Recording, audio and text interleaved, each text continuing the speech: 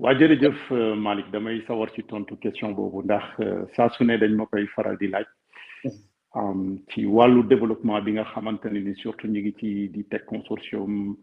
di accompagner projet de développement yi nga xamante ne ci la ñu nekk parce que ñun dañu jàpp ne un homme politique dafa war a nekk quelqu'un d'utile dafa war a nekk quelqu'un bi nga xamante ne ni bu nee day politique dafa war a fekk moom vision am ambition yu claire ba pare aussi mu am benn expertise ci moom li muy yëngu te lu muy yëngu c'est vrai sur le plan politique bu ñu koy wax moom mooy xëccoo tey lépp loo xamante ne ni dañuy dem ci ay élection moo xam législative la moo xam communale la moo xam présidentielle la waaye li ci ëpp solo ñun dañu jàpp ni en tant que acteur politique lan nga mën a def pour nga jëriñ sa réew et li nga mën a def pour nga jëriñ sa réew tey bu la citoyens yi votelee mun nga ko def en tant que membre d'un gouvernement wala boog nga nekk ci benn administration waaye teewul yow ci li nga xamante ne ni jàpp nga ni loolu nga bëgg a apporter programme bi nga xam ne ni bind nga ko ñun dañu am programme boo xamante ne ni bind nañ ko ba ñuy démarrer et partagé nañ ko et ba ñu bindee programme bi ba noppi dañu ne lii duñu xaar balaa askan bi diñu votel wala boog duñu jox raaye yi ñun dañuy doxal li ñuy doxal mooy idéologie bi nga xamante ne ni ñun moom la ñu am maanaam lépp lu nekk ci consortium bi rek dafa di ay programme yoo xamante ne dañ ko bind sur le plan politique déjà et donc moom la ñu mettre nii en exécution pour wan askan wi ñun lu ñu tax a jóg c'est pour faire du concret maanaam du pragmatisme dans les approches et mu am jeexital en fait ci population bi donc xaaru leen ba falu donc di commencer donc consortium bi mën nañu wax ne c'est une déclinaison de li nga xam ne mooy seen feuille de route waaw boo xoolee li mu fi lim sànq ñun bàyyi ñu benn secteur wax naa ko sànq ñu ngi ci agriculture bi ñu ngi ci artisanat bi ñu ngi ci pôle autonomisation des femmes au niveau du capital humain ay démembrement la il y a la santé il y a l'environnement il y a la culture il y a le logement donc boo xoolee loolu noonu yëpp tey ñun daf ñuy permettre lépp loo xamante ne ni am nañ ko ci ay vision ñu mën ko mettre en œuvre ndax dañoo toll ci jamono joo xamante ne ni parti politique yi bëri na initiative yi bëri na waaye li ci am solo dëgg muy yegg ci population bi comme ni ma ko waxee sànq ñu nekk dans des pays qui sont très sous-développés nekk dans des besoins nekk ci ay am solo yoo am soxla yu dul jeex donc ñooñu mënuñu xaar donc mënuñu ñëw toog rek di seetaan di xaar élection jot ñu ñëw proposer programme ak yu demee noonu donc ñun vision bu ñu am ak ci wàllu politique maanaam ñu def benn politique participative muy luy contribuer di dooleel li nga xamante ne moom mooy askan bi ba léegi politicien nga mais aussi mën nañoo lim parce que dama bëgg ñu waxtaane wàllu fuite des cerveaux mën nañoo wax ne yow exemple nga patent boo xam ne bii fuite des cerveaux yow politicien nga gis nga dem sànq lim nga ko macha allah dem nga dëkk yu bari liggéey fa et puis fépp foo dem rek ñàkkul ne dajay nga def ak sénégalais bu xarañ boo xam ne bii moom it mu ngi briller dans son domaine muy un phénomène boo xam ne bii vraiment wax na ñu ngi ciy wax muy le phénomène de la fuite des cerveaux ñu gis ne Sénégal am na jafe-jafe ci wàllu yu bëri te ñi koy ci wàllu yu bëri mais ñi koy faj dëgg ñu ngi ci diaspora bi donc yow en tant que leader politique nan nga xalaat ne moom la ci dirigeant yi mën a def buñ freiné wul le phénomène ñu wàññi ko bu baax a baax ba pare cerveau yi am ñu dispersé à travers toutes les diasporas ñu fexe ba indi leen mu jëriñ dëkk waaw junj naa ko sànq Malick je pense que question bii nii dafa nekk problème mu Sénégal nekk problème Afrique yëpp boo xoolee man damay faral di jox souvent ay comparaison même comme ni ñu koy waxee ci tubaab comparaison n'est pas raison parfois mais dafa baax ñu am ay modèle tey Afrique man mun naa wax ni dëkk yi nga xamante ne ni comprendre nañ ko ñoo ngi koy réussir lu mel ni Rwanda lu mel ni Botswana ce sont des pays yi nga xamante ne ni tey pratiquement seen politique yëpp dañ ko orienté au niveau de la diaspora li tax loolu mooy dafa am phénomène bi nga xamante ne ni moom moo am te ñun ñu ciy bénéficier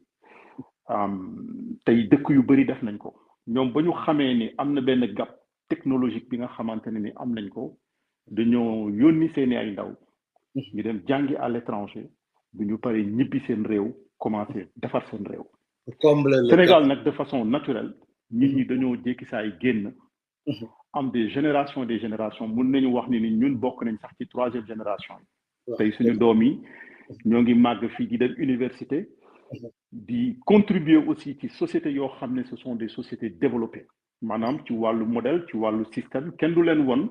naka la ñuy tabaxee yenn yoon yi kenn du leen won yenn infrastructures yi naka lañ koy defee donc il n'est pas concevable Malick tey ci jamono bu ñu toll nii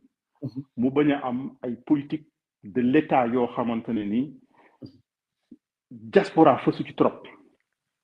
dëkk boo dem tey boo xamante ne ni mën nañ leen wax li anglais di wax tiger économique maanaam économie yi nga xam ne day am croissance rapide ñu jógee par exemple ci benn situation de pays sous-développé en 10 ans en 20 ans ñu nekk ci situation yoo xam ne ce sont des pays émergents mën nañ ci citer Taïwan ak yeneen ak yeneen ak yeneen donc ñooñu ñëpp lu ñu def mooy dañoo sukkandiku ci li nga xamante ne mooy intelligentsia bi nga xam ne ni moo am au niveau de la diaspora pour ñu mën a yegg ci niveau yooyu mooy lu ma wax sànq fu mu toll nii faw ñu jàll sur les assises de la diaspora et bu ñu jàllee ci assises de la diaspora yooyu noonu il faut ñu créer li ñuy wax benn secrétariat d'État chargé des compétences yu nekk ci biir diaspora bi parce que loolu mooy mën a tax képp ku nekk fii di yëngu ci yenn domaines yi di yëngu ci yenn entreprises yi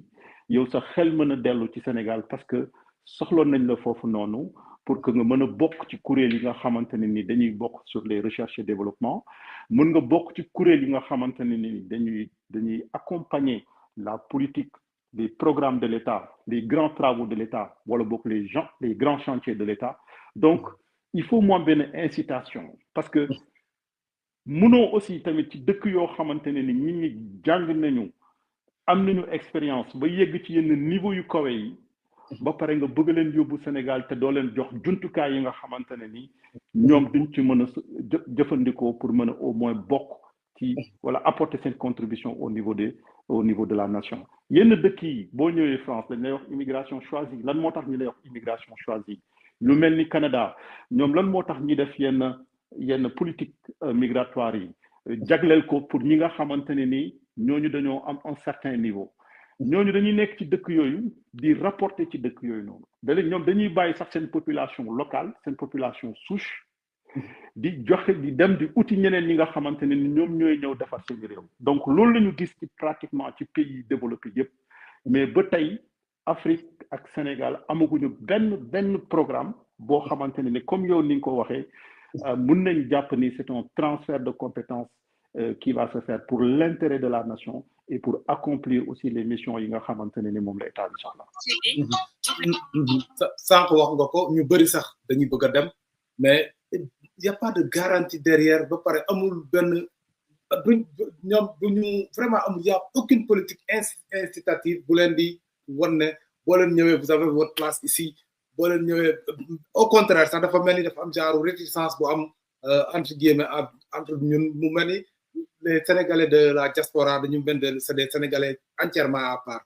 gap boobu yéen est-ce que politiciens yi aussi jotul ñu dindi ko xam ne les Sénégalais de la diaspora au lieu d'être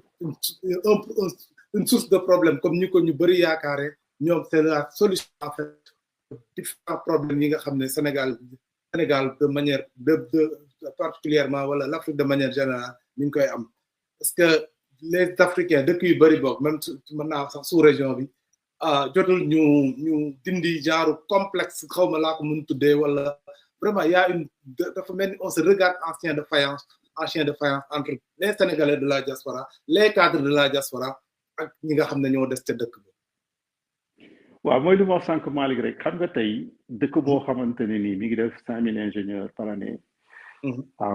nga am ci des grands travaux yoo war a def di war ci construire ay aéroports yu dul jeex. nga war ci am benn demande d'exigence en termes de résultats en termes d'efficacité et de performance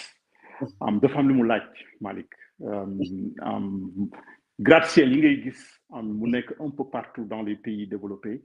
ñi jékki saa ñu rek tabaxu noonu ak ñoom uniquement seeni ressources ñoom yi nga xamante ne ni moom moo nekk seen réew dëkk du doxee noonu te àddina bi wax naa ko sànq bu fekkee ni Sénégal ñun ñu xarañe gi fa ñun yàlla def ñu mooñaale ñu am une intelligence loolu ñëpp ko xam sur tous les domaines waaye bu fekkee dañu bëgg a am une accélération processus ou émergence au Sénégal il va falloir ñu multiplier par 2 voire par 3 les ressources humaines yi nga xamante ne ni ñoom ñoo nekk di gérer les grands projets de l'État man loolu depuis bi ma commencé politique ba tey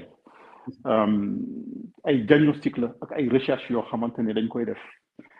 pour xool vitesse bi nga xamante ne ni noonu la ñuy exécuter yenn projets yi au niveau du Sénégal ak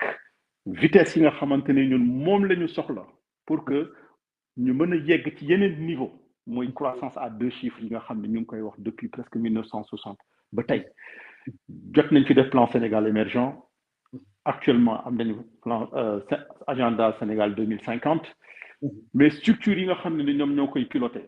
ñi nga xamante ne ni ñoom ñoo ko ŋànk di ko gérer modèle de gestion bi nga xamante ne ni moom moo ci nekk des na modernisation ba nga xam ne ñun vitesse d'exécution comme ni mu ko waxee sànq ci résultat yu du ñu bëgg duñ ko gaaw a am ndax ba léegi technologie bi yegg na foo xamante ne ni comme ni mu ko waxee sànq li xew tey ay possibilités la ak ay opportunités yu gën a fës par rapport ak li xewoon il y a 10 ans il y a 20 ans tey technologie bi toll na foo xamante ne ni mën na réduire gap distance bi am entre l'Europe et l'Afrique mais dafa dépendre ci orientation bi nga xam ne ni ñun moom la ñu bëgg a jël dafa dépendre ci politique yi nga xamante ne ni ñu koy jox ñoom ñu piloté ko ak résultat bi nga xam ne ni moom la ñuy xaar donc bu fekkee ne ñun mën nañu réussir le profilage ak casting bi nga xamante ne ni tey le nombre le potentiel ñun bi nga xam ne ni soxla nañ ko ci secteur d'activité bu nekk ak les profils yi nga xamante ne ni soxla nañ ko ci secteur d'activité bu nekk ñu motal ko sëkk parce que wax nga ko état am na possibilité yu bëri bu fekkee ne am na rationalisation bi nga xamante ne ni nguur bi mën na ko def mais Malick boo xoolee la politique bi nga xamante ne la loi sur la répartition de l'État les services les agences les commissions les ministères les bureaux yu nekk au niveau de la présidence yu nekk au niveau de la primature mais il y en a tellement mais dafa am redondance par rapport ak ñoom activités yi nga xam ne dañ koy def mais liggéey la foofu am na liggéeyu rationalisation boo xam ne ne ñoo ngi koy junj depuis boobu ba léegi sur les dépenses de l'État mais bu ñu rationaliser mais mën nañu ubbi kuréel yi nga xamante ne ni mën nañu consacrer ay budget pour ñi war a liggéey ci chantier wu état yi ñoom ñu jox leen ko ñu liggéey ko parce que dëkk bu nekk noonu lay demee